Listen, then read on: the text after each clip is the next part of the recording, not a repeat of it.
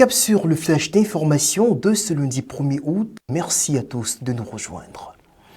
Lundi noir sur les routes ivoiriennes ce 1er août 2022. Au moins 37 personnes ont péri dans deux accidents de la circulation. L'un sur l'axe Abidjan-Alépé faisant 21 morts et l'autre à hauteur de Kononfla entre Yamoussoukro et Saint-Fra dans le centre-ouest du pays dans lequel on recense officiellement 16 décès. Ces chiffres, faut-il le souligner, sont encore provisoires au vu de la situation incertaine dans laquelle se trouvent les nombreux blessés. 21 morts et 5 blessés. C'est le bilan provisoire enregistré dans cet accident survenu ce lundi 1er août 2022 sur l'axe Abobo-Baoulé, route d'Alépé. Selon les témoins, un gros camion en provenance d'Abidjan est rentré en collision avec un minicar de 28 places provenant du village d'Atikwa. Les travaux de réalisation du CHU d'Abobo ont été officiellement lancés ce samedi 30 juillet par le chef du gouvernement ivoirien Patrick Haché. Le Premier ministre était entouré pour la circonstance de plusieurs de ses collaborateurs, dont la ministre des Affaires étrangères Kandia Camara, par ailleurs premier magistrat de cette commune populaire du nord d'Abidjan. Prévu pour s'étendre sur une superficie de 18 hectares, ce complexe hospitalier coûtera 80 milliards de nos francs. Du matériel de pointe devrait équiper ce nouveau CHU, le 5e de la capitale économique ivoirienne.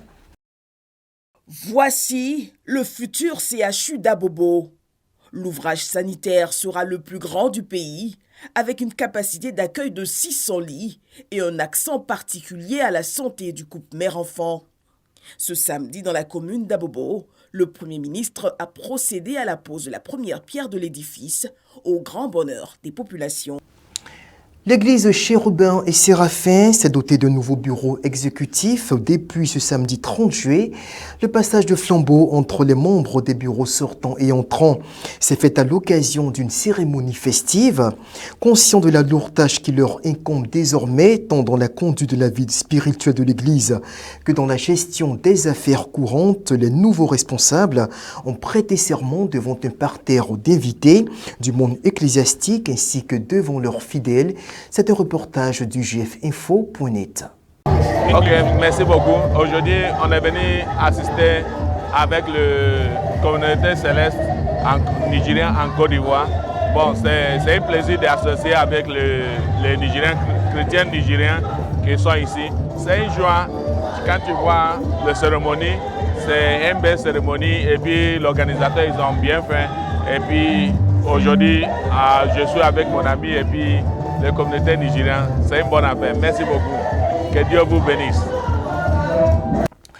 Retour sur le concert de l'artiste coupé-décalé Safarel Obiang pour aborder le chapitre culturel de ce flash d'information. Le chanteur se produisait en spectacle ce vendredi 29 juillet au Palais de la Culture d'Abidjan.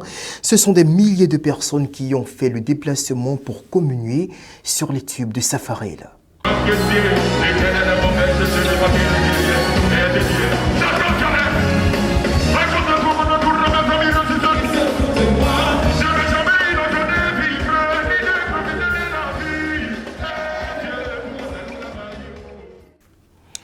24 heures après le concert de Safarel, c'est le Zouglou qui était à l'honneur.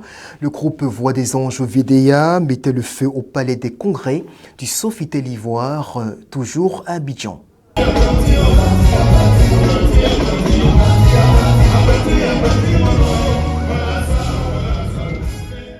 C'est donc terminé pour l'édition d'information de ce lundi 1er août. Rendez-vous dans une semaine pour un autre point de l'actualité sur ugfinfo.net. Au revoir.